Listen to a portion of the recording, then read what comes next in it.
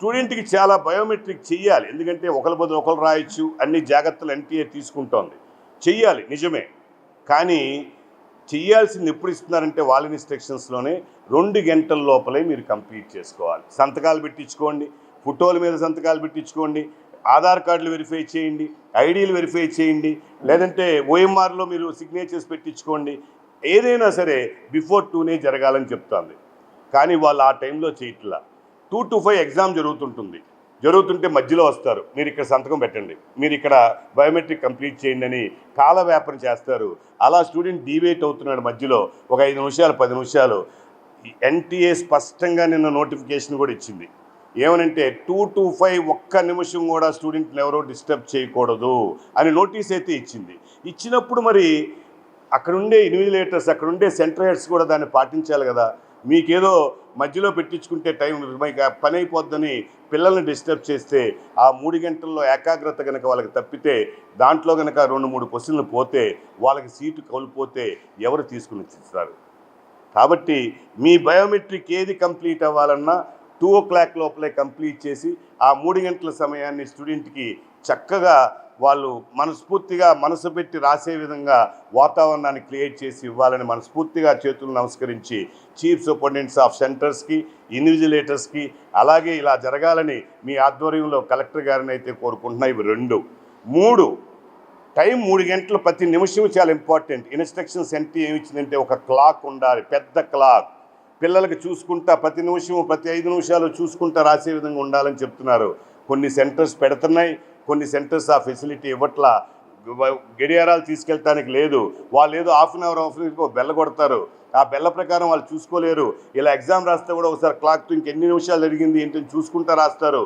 ఆ రాసేటప్పుడు క్లాక్ కనుక పెట్టకపోతే ఆటోమేటిక్గా కొంత ఇబ్బంది జరుగుతుంది. కాబట్టి ప్రతి సెంటర్లోనూ అలా ప్రతి రూమ్లోనూ క్లాక్ ఉండే విధంగా ఏర్పాట్లు చేయాలని, అలాగే ఎండాకాలము, మండుటెండకాలము, కొన్ని సెంటర్స్లో మనకి వాటర్ ఫెసిలిటీ సరిగ్గా పెట్టట్లా. తీసుకెళ్తున్నారు బాటిల్స్, ఒక్కోసారి ఒక బాటిల్ సరిపోవట్లా, మళ్ళీ వాటర్ కావాలంటే దగ్గరలో ఉండదు. ఎగ్జామినేషన్ మానేసి మధ్యలో మళ్ళీ వాటర్ తాగి రావాలి, 2 నిమిషాలు 3 నిమిషాలు పోతుంది. అలా కాకుండా తగిన వాటర్ సదుపాయం మండుటెండలో సరిగ్గా సెంటర్స్లో ఏర్పాటు చేయవలసిందిగా కోరుతున్నా. ఆ తర్వాత ఫెసిలిటీస్ ఏమండి, మీరు స్కూల్స్ ఇవ్వండి, మున్సిపల్ స్కూల్స్, లేకపోతే ఇంకోటి ఇవ్వండి, కానీ వెళ్తుండాలి కదా సార్. ఎగ్జామ్ రాసేటప్పుడు కరెక్ట్గా ట్యూబ్ లైట్స్ ఉన్నాయా, ఫ్యాన్లు ఉన్నాయా, ఇవి కూడా చూసుకోకుండా ఇటువంటి ప్రతిష్టాత్మకమైన ఎగ్జామినేషన్ పెడితే పిల్లలకి నష్టం జరుగుతుంది. కాబట్టి ఫ్యానుల్లో కానీ, వెలుతురులో కానీ, బెంచీలు ఏర్పడే సీటింగ్ అరేంజ్మెంట్లో కానీ ఇవన్నీ కూడా జాగ్రత్తగా ఏర్పరిచే విధంగా చర్యలు తీసుకోవాలని ఆ కలెక్టర్ గారిని కానీ, లేకపోతే పత్రికాముఖంగా కోరుతోంది. అక్కడ ఉండే చీఫ్ సూపరింటెండెంట్స్, వీళ్ళకి ఇది జీవిత కళ డాక్టర్ అవ్వటం అనేది. ఆ జీవిత కళను వాళ్ళు నెరవేర్చుకోవటానికి కావలసిన ఆ 3 గంటల సమయాన్ని చాలా స్మూత్గా, చాలా కూల్గా పిల్లలు రాసే విధంగా డిస్టర్బెన్స్ లేకుండా ఇవ్వాలని మనస్ఫూర్తిగా మీ అందరినీ 2 చేతులు పెట్టి జీవించి అందరూ పేరెంట్స్ తరపున, పిల్లల తరపున, తెలుగు రాష్ట్రాల్లో ఉన్న తల్లిదండ్రుల తరపున, విద్యార్థుల తరపున కోరుకుంటున్నాను.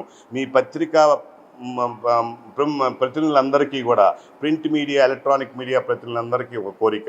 ఎన్నో వార్తలు మీరు రాస్తున్నారు, అందులో చాలా వార్తలు కొన్ని ప్రజలకు పబ్లిక్ ఉపయోగించలేనివి.